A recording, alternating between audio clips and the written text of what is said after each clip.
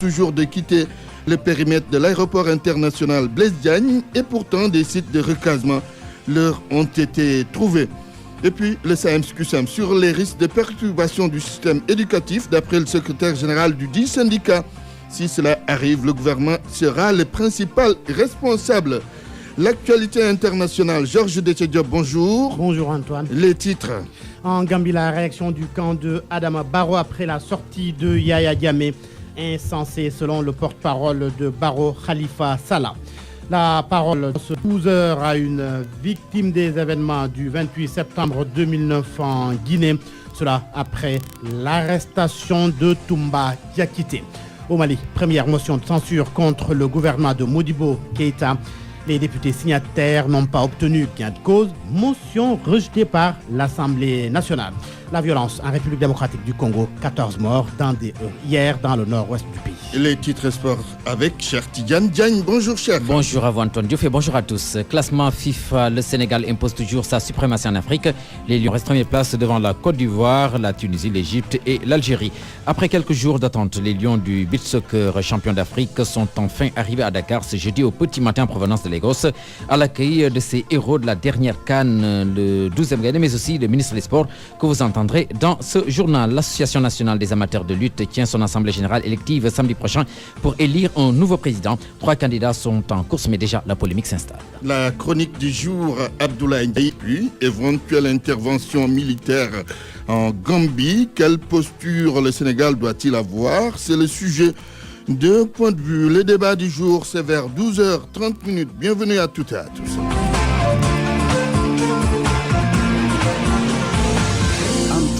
Mesdames, Messieurs, bonjour. Encore des commentaires sur l'éventualité d'une intervention militaire en Gambie. Et quand l'ancien ministre des Finances du Sénégal en parle, c'est pour dire que notre pays ne doit pas prendre le commandement des forces de la CEDEAO. D'après Moussa Touré, président du parti Diarine Samaréou, il y a de profondes relations qui existent entre le Sénégal et la Gambie et l'on doit éviter des représailles à nos compatriotes qui vivent en Gambie. Moussa Touré est joint par El Hadj Daouda Diouf. Je ne crois pas que ce soit la meilleure des choses. Quoique, compte tenu de notre situation, de nos relations avec la Gambie, sur le plan culturel, sur le plan historique, sur le plan même ethnique, sur tous les plans, disons. Nous sommes des Gambiens, les Gambiens sont des Sénégalais. Il n'est pas bon, il me semble, que le Sénégal prenne le commandement de troupes pour aller restaurer la constitution en Gambie en installant le président Barrow à la place de Yaya Jammeh. Cela doit se faire, c'est évident. Cela doit absolument se faire, mais il faut pas insulter l'avenir parce que nous avons beaucoup de Sénégalais en Gambie qui se chiffrent entre un tiers et la moitié de la population de Gambie. Et il faut éviter que demain, ces Sénégalais subissent les conséquences d'une décision qui aurait été prise dans ce sens-là. Et il faut également éviter que nos relations, même sur le plan politique, diplomatique, sur le plan général avec la Gambie puissent en partir demain. Je crois qu'il faut que non seulement ce commandement soit laissé à d'autres pays de la CEDEAO, mais plus encore, je ne pense même pas que le Sénégal puisse faire partie des troupes éventuellement qui irait mener cette opération-là. Le point de vue de Moussa Touré sur la Gambie. Les conséquences de la crise post-électorale, justement, en Gambie, ressenties à Ziguinchor. Et puisque bon nombre de commerçants de cette région s'approvisionnent en Gambie en sucre, les mesures draconiennes au niveau des frontières ont négativement impacté sur leurs affaires. Le malheur des uns faisant le bonheur des autres, les commerçants grossistes qui vendent le sucre made in Sénégal écoulent parfaitement leurs produits. Reportage à Ziguinchor, Lamine Ba. Le sucre en poudre est introuvable sur le marché à Ziguinchor, voilà une dizaine de jours. Les consommateurs qui en ressentent directement les conséquences s'en plaignent. Effectivement, on a constaté une pénurie de sucre en ce moment. On souffre parce qu'on fait le tour de toutes les boutiques, mais on n'en trouve presque pas. Moi, j'ai acheté il y a 3 jours le kilo à 600 francs francs, mais aujourd'hui on me dit même qu'on le vend à 700 francs. Les commerçants expliquent la situation par le renforcement du dispositif de contrôle au niveau de la frontière gambienne depuis quelques jours. Moustapha Diop, grossiste au marché Saint-Maur de Bocotte. Vous savez, il ne faut pas se voiler la face. Le sucre que nous utilisons ici nous provient essentiellement de la Gambie. Et comprenez que quand il y a blocage ou qu'on corse le contrôle au niveau des frontières, on comprend aisément qu'il y a pénurie ici parce que le sucre ne nous parvient pas. Pendant ce temps, les commerçants qui avaient de la peine à écouler le stock de sucre made in Sénégal dans leurs magasins ont vu les consommateurs ruer vers eux pour se procurer le produit devenu très rare. Habib fait partie des commerçants à qui la pénurie a bien profité. Effectivement, quand il y a blocage au niveau des frontières, tout ce que tu amènes de Dakar, ça marche. C'est à cause de la pénurie que vous avez pu écouler votre production? Oui. Les commerçants grossistes préconisent l'adoption de mesures par l'État pour éliminer la dépendance du ravitaillement de la Casamance par la Gambie. Moustapha Diop.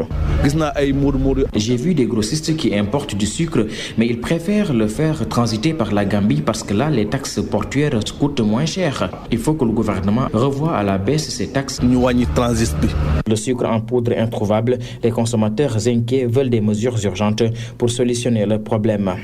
Lamine Ba, Ziguinchor, Radio Futur Média. Le service régional du commerce de Ziguinchor confirme la pénurie de sucre en poudre. Par ailleurs, le commissaire aux enquêtes économiques reconnaît qu'il y a des difficultés à contrôler les frontières pour éviter l'entrée frauduleuse du sucre en terre sénégalaise. Vous entendrez Mokhtar Sam lors de nos prochaines éditions. 12h07. RFM 94.0, la radio en puissance. L'affaire des 150 millions de francs CFA volés chez le douanier Diadiba est traitée par la CREI qui a servi une mise en demeure à ce soldat de l'économie nous pousse à nous interroger sur les autres cas de vol de fortes sommes d'argent chez des hommes politiques. Oui, il faut traquer de telles pratiques consistant à garder de grosses sommes d'argent à domicile. Mais qu'a fait la CREI en ce qui concerne ces personnalités politiques? Binta Diallo pose le débat. L'affaire avait fait le buzz sur les réseaux sociaux. Le 29 septembre 2011, Khalima.com écrivait, je cite, « Hubert, l'ami d'un enfant de Pape Diop, a volé 200 millions de francs CFA et des mallettes d'or chez ce dernier. » Fin de citation. Le site s'était rapproché d'une source proche de la famille de l'ancien président du Sénat qui confirme à son tour qu'il y a bien eu cambriolage chez Pape Diop. Pape Diop n'a jamais confirmé ou infirmé cette information. Aucune plainte n'a été déposée. Le procureur et la CREI ne se sont pas pour autant autosaisis de cette affaire de vol rocambolesque chez l'ancien maire de Dakar. Une autre affaire de vol, et cela s'est également passé en 2011, le 4 avril précisément, le quotidien Réumi, qui reprenait un article de l'Observateur, écrivait, je cite, « Scandale, le fils d'Idrissa Seck aurait soutiré près de 200 millions de francs CFA à son père. » Fin de citation. L'Observateur, à la même époque, publiait le PV détaillé de la police, procès verbal qui révélait que le voleur était le fils d'Idrissa Seck, Abdoulaye Seck pour ne pas le nommer. Sauf que dans cette affaire de vol, c'est Idrissa Seck lui-même qui avait porté plainte contre son fils. Là également, le procureur ne s'était pas autosaisi, encore moins la CREI, pour une somme aussi colossale volée à un ancien Premier ministre du Sénégal et de surcroît chez lui. Un autre scandale de vol qui s'est passé en 2010, le journal Le Quotidien révélait, je cite, « Le ministre Madické Niang délaissé de dizaines de millions de francs CFA par ses fils qui se paient un 4x4 et des prostituées dans un hôtel. » Fin de citation. Madické Niang, ancien ministre des Affaires étrangères du Sénégal, avait à l'époque nié le vol, mais la CREI et le procureur sont également restés muets sur cette affaire qui avait défrayé la chronique. Une autre affaire de vol qui avait défrayé la chronique à Tivaouane, c'est le vol perpétré chez son maire. Caissevision.com écrivait en novembre 2015, je cite, « 100 millions de francs CFA disparaissent chez Mamadou Sy Mbengue. » Fin de citation. Un vol commis par son garçon de ménage et que le directeur de l'IPRES a confirmé. Là aussi, mutisme de la CREI et du procureur. Toutes ces affaires rocambolesques de vol à coût de millions de francs CFA chez des personnalités qui ont été aux affaires publiques n'ont pas fait réagir la justice sénégalaise. Et brusquement, la CRI a décidé de ne pas rester sans rien faire dans l'affaire de vol de 150 millions de francs CFA commis chez le douanier Djadjiba. Ceux qui pensaient que la Cour de répression de l'enrichissement illicite est une cour plutôt sélective dans sa démarche, n'ont-ils pas raison? RFM, fréquente modulation 94.0, la radio en puissance. La parole aux voyagistes privés après que l'État a annoncé la réorganisation du pèlerinage au lieu saint de l'islam. Les 16 conditions posées par le gouvernement ne rencontrent pas toute leur adhésion. D'accord pour certaines, disent-ils, certaines mesures, mais les autres doivent être revues. Tous s'accordent cependant sur la nécessité de réorganiser le pèlerinage. El Hadj Ndiogou Diena. 16 mesures pour un pèlerinage assaini. La décision du gouvernement rencontre l'assentiment des voyagistes privés, notamment les patrons d'agences. Parlemeng souligne que les nouvelles dispositions vont mettre fin à la concurrence déloyale. C'est un secteur porteur, c'est un secteur qu'on gagne de l'argent. On doit contribuer. On ne peut pas prendre l'argent des Sénégalais. Aujourd'hui, si tu as 100 pèlerins, minimum 2,5 millions par pèlerin, mais si tu as 100 pèlerins, tu as 250 millions. Comment tu peux prendre les 250 millions des Sénégalais et tu n'as pas une caution? Donc, moi, je suis tout à fait d'accord pour la caution. Comment on peut privilégier une association au détriment des agences de voyage? Et donc, le cahier de charge a réglé tous ces problèmes parce qu'il a demandé un quitus fiscal. Si tu as un quitus fiscal, c'est parce que tu es en règle vis-à-vis au fisc. Mais on ne peut pas créer une concurrence déloyale. Les GIE, groupements d'intérêt économique, et les associations qui ont vu les conditions corsées pour eux refusent toute idée de concurrence déloyale. Ils disent être toujours acquittés de leurs obligations. Toutefois, les objections ne manquent pas. Cher Sadi Boussek est le porte-parole du cadre unitaire des voyagistes privés, une nouvelle structure qui regroupe 4 associations. Il y a des problèmes de formulation parce que quand on me dit que le nombre minimum et le nombre maximum de pèlerins à convoyer par voyagiste ou par regroupement sont fixés respectivement à 100 et à 600, cela veut dire qu'un voyage qui est seul, c'est fixé à 100 et les voyages qui sont regroupés, ça va varier de 100 à 600. Alors que ça pose problème. Les responsables de ce cadre unitaire vont d'ailleurs tenir une assemblée générale samedi pour discuter de la situation. Les responsables de ce cadre unitaire vont d'ailleurs tenir une assemblée générale samedi pour discuter de la situation. Mais en attendant, les voyagistes privés interrogés demandent à l'État de poursuivre les concertations sur le cahier de charge pour le pèlerinage à la Mecque. Une partie des populations de la commune de Keur Moussa, impactées par les travaux de l'aéroport international Blaise Diagne de Ndiass, font toujours dans la résistance malgré les sites de recasement construits pour elle et la signature du protocole de Sali. Ces populations ne veulent pas quitter leurs habitations. Explication Cheikh Anta Diop. Kachelit et Mbadat, ces villages déplacés par l'aéroport international Blaise Diagne respirent aujourd'hui l'aisance au niveau de leur site de recasement avec toutes les commodités requises. Ibou Sanoufei, responsable de la libération des emprises au niveau de l'aéroport. École, grande mosquée, centre socio-culturel, poste de santé et tant d'autres, nous leur avons offert ça parce qu'on a jugé nécessaire qu'ils ont été déplacés et qu'ils doivent bénéficier des retombées du projet. Malgré cela, il y a toujours une vingtaine de familles qui s'entêtent à libérer l'emprise de l'aéroport. L'essentiel, le village de Mbadat a été déplacé. Aujourd'hui, dans le village de Kassot aussi, il reste quelques maisons. Les populations qui sont encore dans l'emprise de l'aéroport vont libérer l'emprise. Parce qu'au sortir du protocole de Sali, là-bas, on avait signé des accords. Ils ont accepté de libérer. C'était au 31 octobre 2015, les populations devaient libérer. Mais depuis lors, on privilégie le dialogue. On ne peut pas les forcer, mais elles savent en âme et conscience qu'ils vont se déplacer. Et aujourd'hui, il reste une vingtaine de familles seulement à déplacer. Mais on privilégie le dialogue, la concertation, au moins pour arriver à un déplacement apaisé, comme le veulent les bailleurs de fonds. Et que nous espérons que le reste se fera sans difficulté. Les populations riveraines ont bénéficié d'une formation initiée par l'aéroport dans le cadre de la vulgarisation d'un plan d'action sociale. Toutefois, les populations invitent la direction de l'aéroport Blaise Diagne à réfléchir au recrutement de la main-d'œuvre locale. RFM Thiès, Cheikh Anta Diop. Il y a des risques de perturbation du système éducatif et le SAEMS-CUSEMS avertit en cas de trouble. Il faut mettre la responsabilité sur le gouvernement, a dit Saourou Sène. Il accuse les autorités de n'avoir pas respecté les accords signés. Le secrétaire général du SAEMS-QSEMS était à Saint-Louis. Vous l'entendrez lors de nos prochaines éditions. Les différentes politiques définies par le ministère de la Jeunesse, toutes opérationnelles en 2016, vont connaître une vitesse de croisière en 2017. Et le département dirigé par Mamba Niang ne ménagera aucun effort pour le parachèvement de toutes ces politiques d'emploi. Les responsables du ministère de la Jeunesse étaient à Rufus dans le cadre d'une rencontre relative à cette question, rencontre bilan.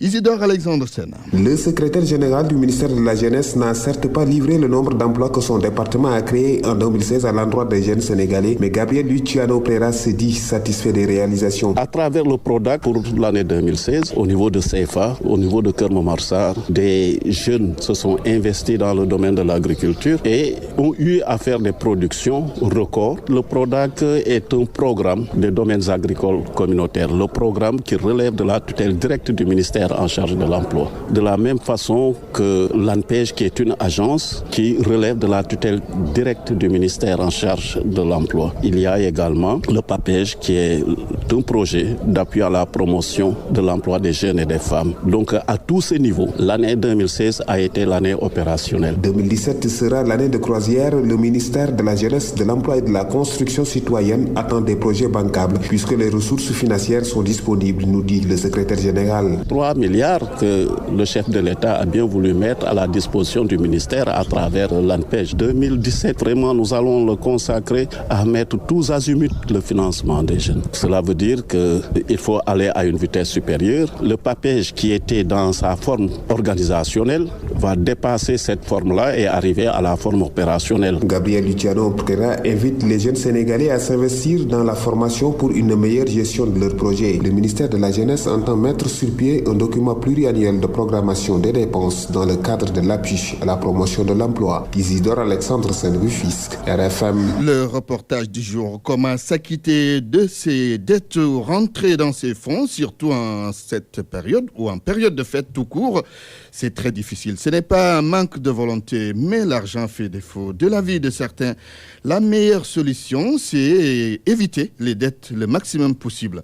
Reportage sur Nana Tambaye. Avec les difficultés de la vie, presque aucune personne ne peut vivre sans avoir de dettes, qu'elles soient minimes ou pas. Quand arrive l'heure de rembourser, certains ont du mal. Ce vendeur de chaussures préfère comprendre ses clients. Il faut s'entraider. Si mon client dépasse le délai de paiement, je me dis qu'il vit peut-être des difficultés et je me mets à sa place. Nous sommes en période de fête et pour quelques-uns, pas moyen de payer leurs dettes, alors qu'il y a des dépenses à faire. Pour Amina, ce n'est pas normal. La fête est plus importante aux yeux de certains et ça crée des problèmes entre les gens. Maintenant, il faut bien gérer ses dépenses. Quand une fête s'annonce, pas de dette. Madame Diouf, elle, a la phobie des dettes, selon ses propres termes. Elle pense qu'il faut limiter ses envies. La vie est chère, mais j'invite les personnes à ne pas vivre au-dessus de leurs moyens. Moi, pour être à l'aise, je paie mes dettes dès que je touche mon salaire. Sinon, je ne vais pas dormir. On dit d'habitude qui paie ses dettes s'enrichit, mais avec les difficultés économiques, les dettes appauvrissent. Après les dépenses fixes ou même avant, les créanciers se signalent. RFM. L'actualité internationale. Bienvenue Georges Déthié-Diop. Bien, merci Antoine. La Gambie, le camp de Adama Barrow réagit après la sortie de Yaya Jammeh. Déclaration insensée. Selon le porte-parole du président élu de la Gambie pour Khalifa Sallah, Adama Barrow va prendre le pouvoir le 19 janvier comme le veut le peuple gambien qui a porté son choix sur lui le 1er décembre dernier. Khalifa Sallah, que vous allez entendre dans l'édition en Wolof, affirme que le camp de Adama Barrow n'attend rien de la Cour suprême qui doit rendre sa décision sur le recours de Yaya Jammeh le 10 janvier prochain. Après l'arrestation de Toumba Diakité, l'ancien aide de camp de Dadis Camara, une victime des événements du 28 septembre 2009 en Guinée-Conakry, se prononce. Fatoumata Barry demande que justice soit faite. Elle exige justice et demande à l'État du Sénégal de ne pas se laisser manipuler. Mantoulé est allé à sa rencontre. Frêle, malade, mais déterminée, après avoir subi un viol collectif, elle ne déchante pas.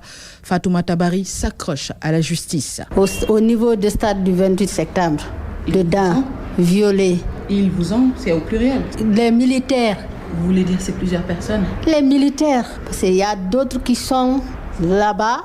Ils sont dans le gouvernement. Moi, je n'accuse personne. Il a été convoqué à la gendarmerie ici à Dakar après l'arrestation de Toumba Diakité. Gendarmerie de recherche, ils m'ont appelé. Quelle gendarmerie sénégalaise? Gendarmerie sénégalaise. Ils m'ont appelé. Après, ils m'ont parlé. Ah, c'est pour le cas de Toumba. Tu as toutes les preuves? Je dis oui, viens. Quelles preuves sur Toumba? Mais je ne savais pas que Toumba était arrêté. C'est tous ces gens-là qui étaient au stade. La justice, rien que la justice. Inculpé par la zone, par la justice guinéenne dans les événements du 28 septembre 2009. Le capitaine Dadis Camara est empêché de rentrer en Guinée. Au même moment, la Guinée réclame extradition de Aboubacar Toumba Diakité pour être jugé de même fait. L'État guinéen a-t-il la volonté de rendre justice aux victimes? Teboro Camara, du gouvernement guinéen. Il travaille là-bas, il est inculpé. Maître, ils n'ont qu'à prendre la justice. Si ils sont prêts à rendre justice aujourd'hui, ils n'ont qu'à prendre ces gens-là. Une justice juste, impartiale, équitable, pas de deux poids, deux mesures. La demande de Fatoumata Bari, pourquoi pas la CPI pour tous ces violeurs présumés. Mali, Georges, la motion de censure introduite par des députés n'est pas passée. Elle a été rejetée par l'Assemblée nationale. Ces députés voulaient obtenir la démission du gouvernement. Les signataires de la motion en veulent au gouvernement d'avoir autorisé l'Union européenne à rapatrier des Maliens de l'extérieur en situation irrégulière. Ces élus dénoncent aussi l'incapacité du gouvernement à assurer la sécurité dans le Mali et à organiser des élections communales, des élections crédibles dans tout le pays.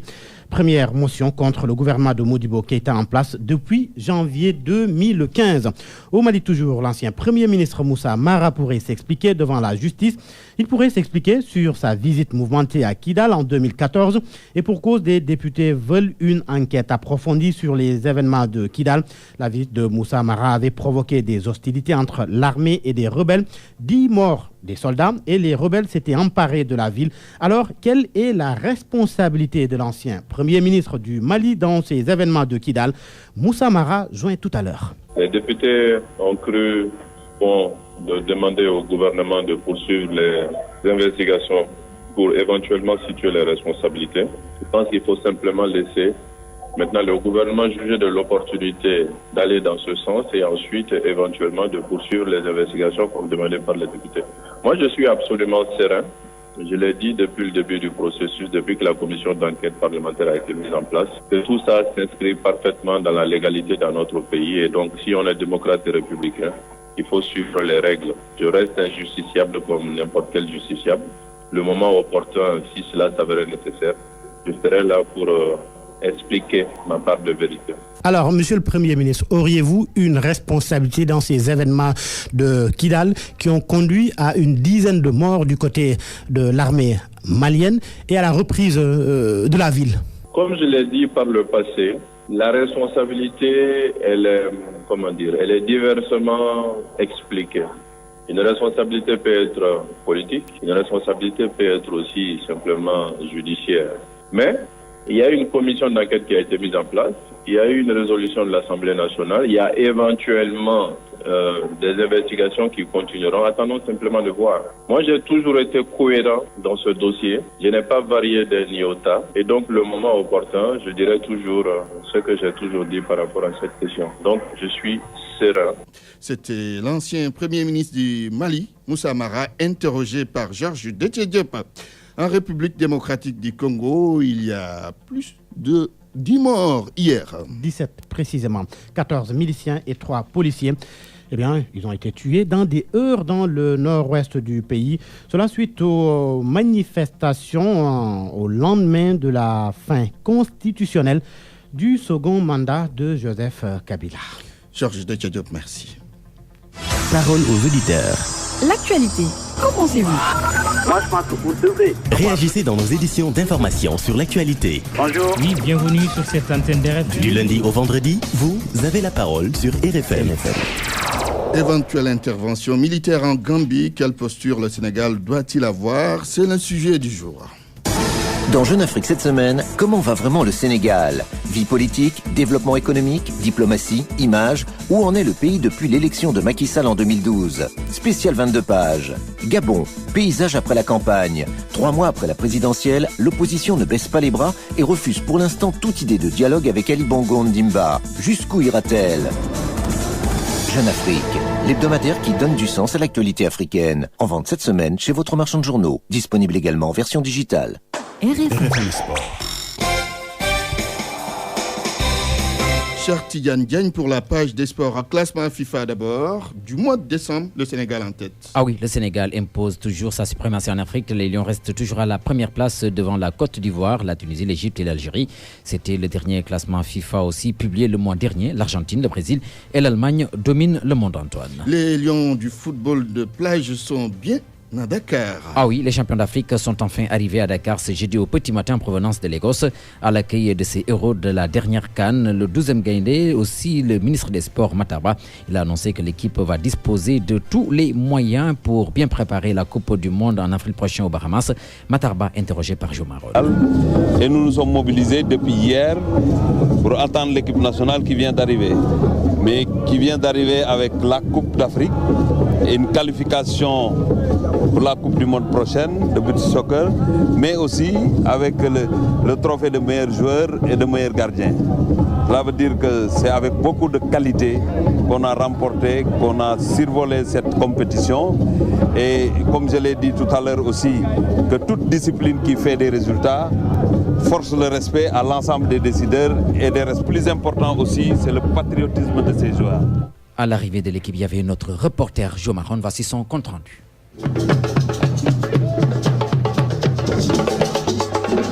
Il chante, il danse pour accueillir les champions d'Afrique de foot de plage. Les supporters demandent au chef de l'État de recevoir ces lions. Abdoulaye Thiam, 12e gagnant. Beaucoup de choses.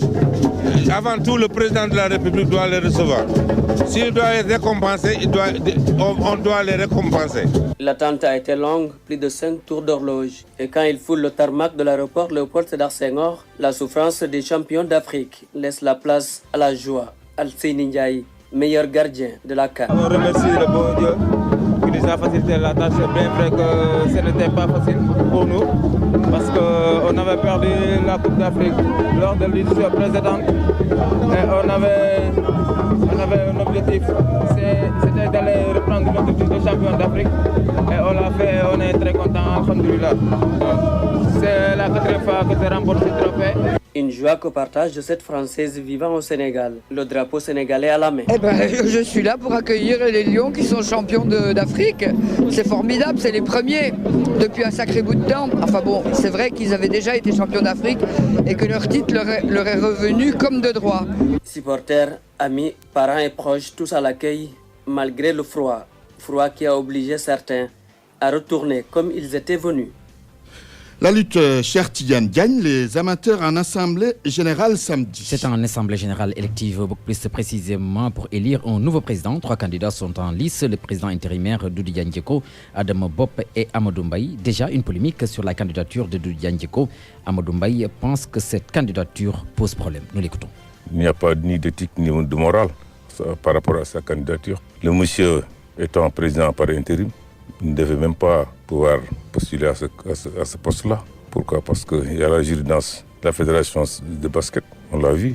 Mais quand même avec l'éthique et la morale, il ne devait même pas pouvoir se déclarer candidat. C'est du wah-wahet en fait qu'il a fait. Il a fait le tour de la presse, écrite, télévisée, pour déclarer urbi orbi qu'il n'est pas candidat. La réponse du principal concerné Doudou Diagne Diécko pour le président intérimaire de l'association des amateurs de lutte. Sa candidature ne souffre d'aucune irrégularité. Nous l'écoutons. Les amateurs ont émis le vœu de me voir continuer à les diriger. Moi, je n'y peux grand-chose. Vous savez, je ne peux refuser cette demande des amateurs, des promoteurs et autres personnes qui veulent que je défende leurs intérêts. J'ai dit à Adama Bop que les amateurs ne veulent pas de lui. Il ne m'a pas répondu et puis moi, j'ai déposé ma candidature. Être un président intérimaire ne vous dispense pas de candidature. J'ai le droit d'être candidat à ce poste de président des amateurs. Voilà les propos du président intérimaire de l'association des les amateurs de lutte, Doudou Diandjeko, mettent un terme, Antoine, à cette page des sports. Je serai le troisième là. Ah, très certainement, oui. Vous aimez la lutte, Antoine. Oui. Cher Tidiane Diagne, merci. RFM, la chronique du jour. On aura constaté beaucoup de décès sur nos routes au cours de ce mois de décembre. Il s'agit d'une succession d'accidents qui trouve son origine, cette succession, dans le non-respect du code de la route. L'État manifeste une nouvelle volonté de lutter contre ce fléau national à travers une tolérance zéro accident.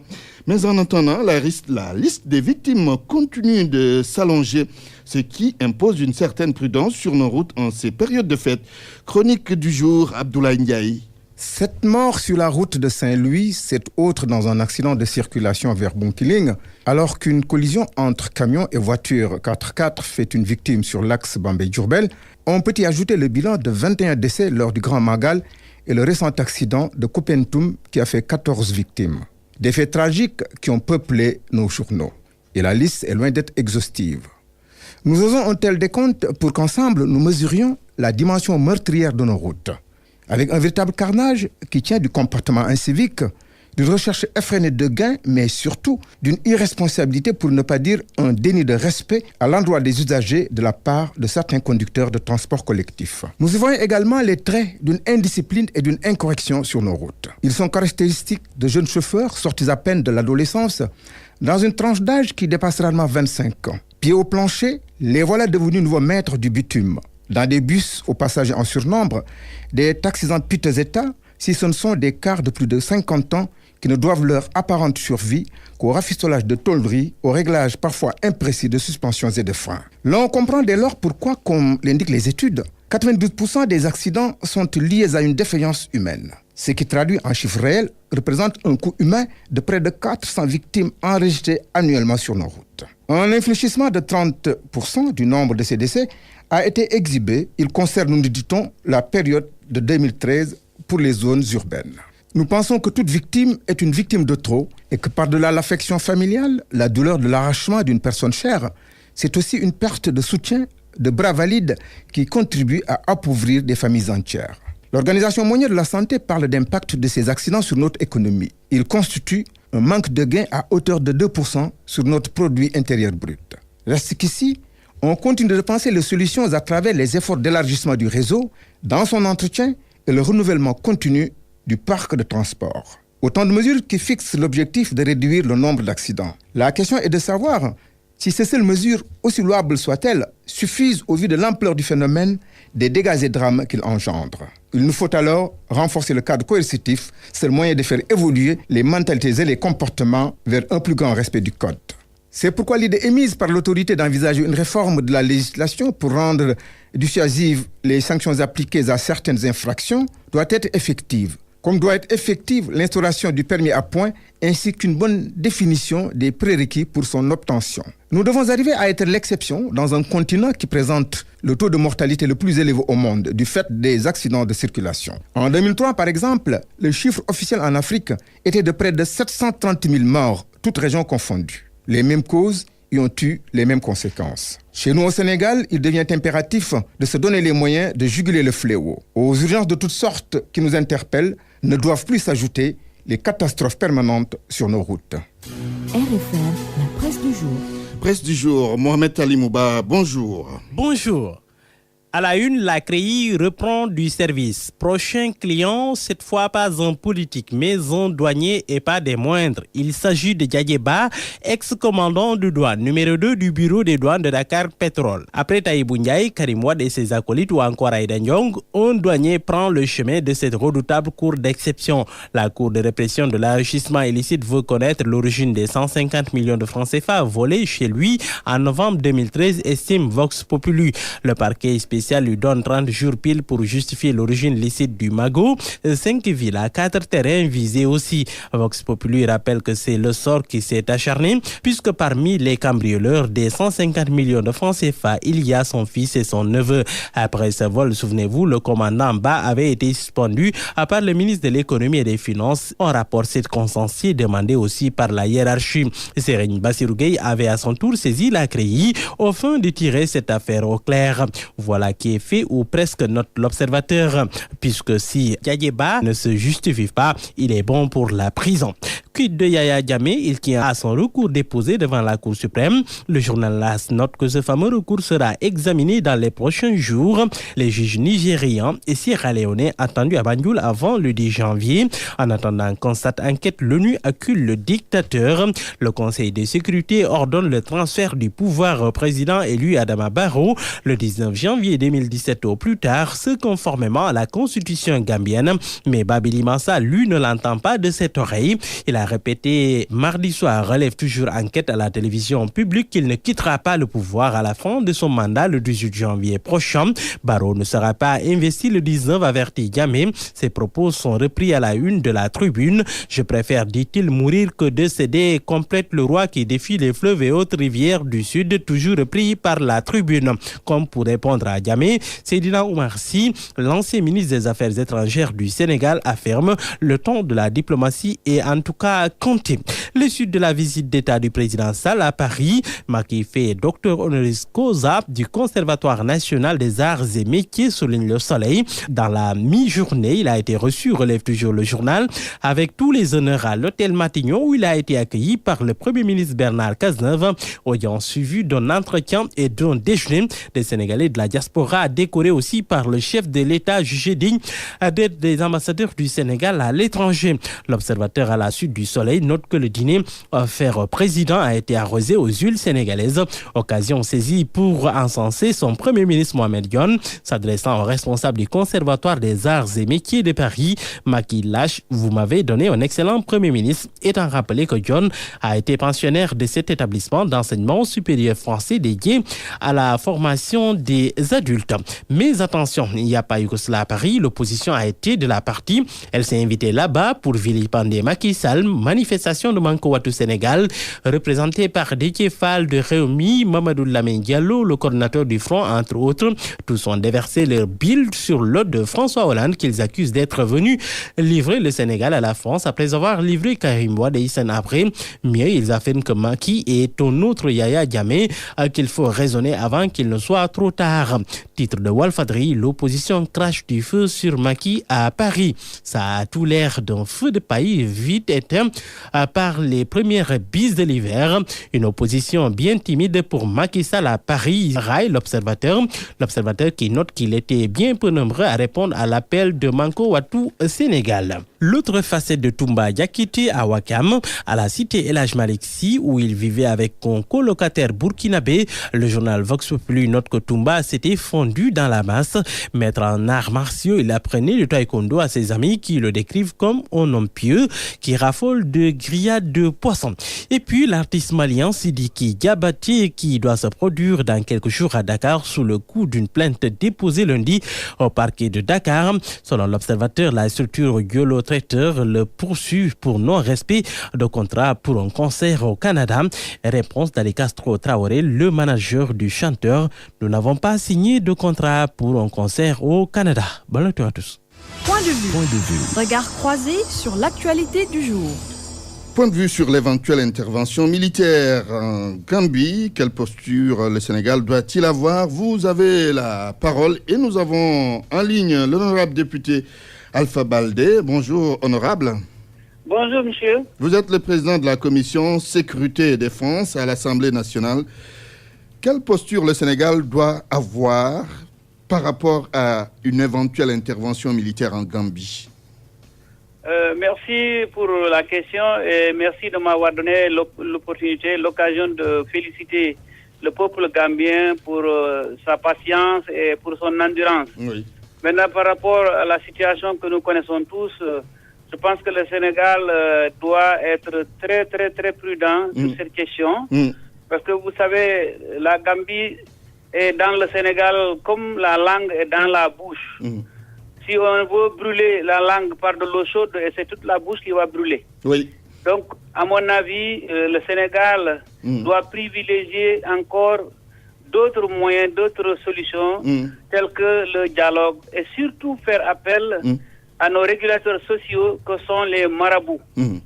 C'est ce que vous appelez une prudence du Sénégal. Mais alors, est-ce que vous pensez que notre pays doit prendre le commandement des forces de la CEDEAO en cas d'intervention militaire?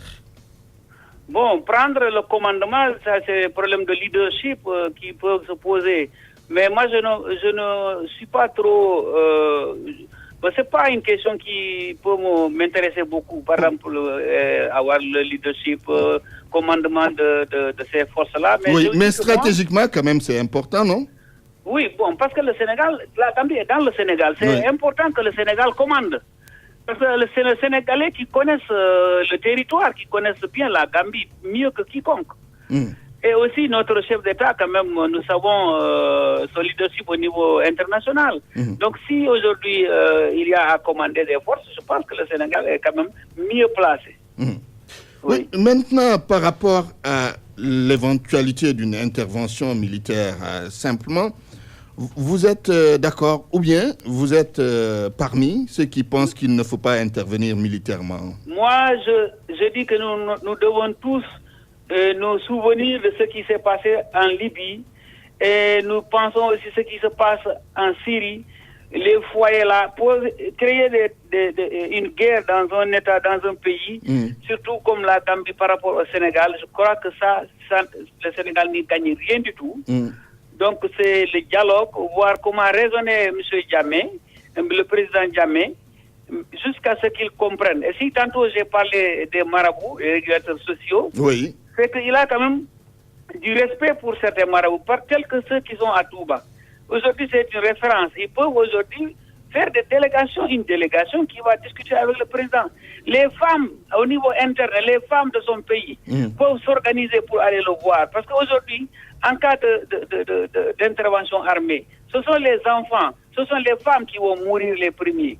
Donc, il faut quand même éviter ça. Et nous savons aussi qu'aujourd'hui, il y a des djihadistes, en tout cas, toutes les forces négatives, néfastes pour les populations, eh bien, sont en train de se frotter les mains. Parce que ce serait une occasion pour eux de venir s'installer au niveau de la Gambie et donc déstabiliser toute la sous-région. Surtout le Sénégal qui a toujours connu cette stabilité, qui a toujours connu la paix intérieure. Donc, je pense que il faudrait quand même qu'on réfléchisse davantage. Il est vrai que le temps nous manque parce que déjà... bientôt le 18 janvier. Oui, 18 janvier, c'est pour bientôt. Mais on peut user, on peut chercher encore pour que la solution soit trouvée sans faire intervenir les armées. Bien. Vraiment, la Gambie, aujourd'hui, s'il y a intervention militaire, en tout cas, à mon avis, cela ne peut pas arranger le Sénégal. Très bien, merci. Merci, honorable député Alpha Baldé. C'est le président de la commission sécurité et défense à l'Assemblée nationale. Le prochain intervenant, c'est Cheikh Saad Fall, ancien ministre de l'Intérieur sous le régime d'Abdoulaye Wade, membre du comité directeur du Parti démocratique sénégalais. Bonjour, monsieur le ministre. Bonjour. Le Sénégal doit avoir quelle posture en cas d'intervention militaire en Gambie? Vous savez, je partage un peu l'avis de l'honorable député qui est intervenu tout à l'heure. Alpha Baldé, oui. Alpha Baldé, je le salue au passage. Pour dire simplement qu'aujourd'hui, je crois que Yaya Jammeh est dans la stratégie. Parce que pour lui, de deux choses l'une. Soit il est décidé à faire face à la communauté internationale malgré toutes les prises de position qui ont été effectuées par le Conseil de sécurité, par la CEDEAO, par l'Union africaine. Donc c'est quelqu'un qui est dans une stratégie de va-t-en-guerre. Et la deuxième chose, c'est que il est peut-être dans une posture où il va faire monter la mayonnaise, comme on dit vulgairement, jusqu'à la dernière seconde. Je dois que donc, entre ces deux stratégies-là, je pense qu'il nous faut continuer à dialoguer et à faire intervenir des personnes ressources pour persuader Yaya Jammeh de rendre le pouvoir au moment opportun. Maintenant, pour ce qui est de la question de l'intervention militaire qui a été envisagée, moi je l'ai dit, sur une des antennes de radio du Sénégal, que ça devrait être le dernier recours. Il faudra vraiment user de tous les moyens possibles et imaginables pour éviter effectivement à ce qu'on en arrive à cette situation-là. Parce que quand même, comme l'a dit l'honorable député, il a raison, la situation de la Gambie est une situation assez particulière pour nous. La Gambie se trouve à l'intérieur du Sénégal et déclencher une intervention militaire ne pourrait pas se faire sans que le Sénégal soit impliqué. Parce qu'il nous s'agira en ce moment-là à la fois de faire preuve du droit d'ingérence en droit international pour venir au secours d'un peuple quand même qui est un peuple frère, un peuple ami, c'est le même peuple entre le Sénégal et la Gambie. Le droit d'ingérence reconnu par... Le souci d'assurer notre propre sécurité par rapport à tout ce qui peut intervenir dans une telle situation. Donc le Sénégal ne peut pas être neutre et nous devons effectivement envisager tous les cas de figure et nous tenir prêts pour cela. Oui, justement, quelle est votre opinion sur cette histoire de prendre le commandement par le Sénégal? Ça, c'est un. La deuxième chose, il y a le président Moussa Touré qui estime que le Sénégal ne devait même pas faire partir d'une éventuelle force militaire de la CEDEAO. Je crois que ce serait la meilleure solution, que le Sénégal n'en fasse même pas partie. Parce qu'il faut toujours éviter... Est-ce que ce n'est pas risqué? Est-ce que ce n'est pas risqué? Oui. Je dis prendre le commandement. Oui. Non, parce que de toute façon, je crois qu'au niveau de l'ONU, du Conseil de sécurité, il y a déjà un commandement qui est là, qui est opérationnel, et vous l'avez vu dans la presse récemment. Ils ont fait une déclaration pour dire qu'ils se tenaient prêts. Le commandant de Souza, je crois, qui se tenait prêt à intervenir s'il recevait les ordres pour faire cette intervention-là.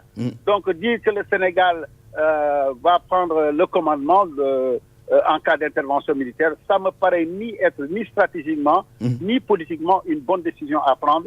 Le Sénégal, au contraire, devrait faciliter le cas échéant et en dernier recours l'intervention des troupes étrangères, mais ne pas s'impliquer directement pour éviter les conséquences que cela pourrait avoir.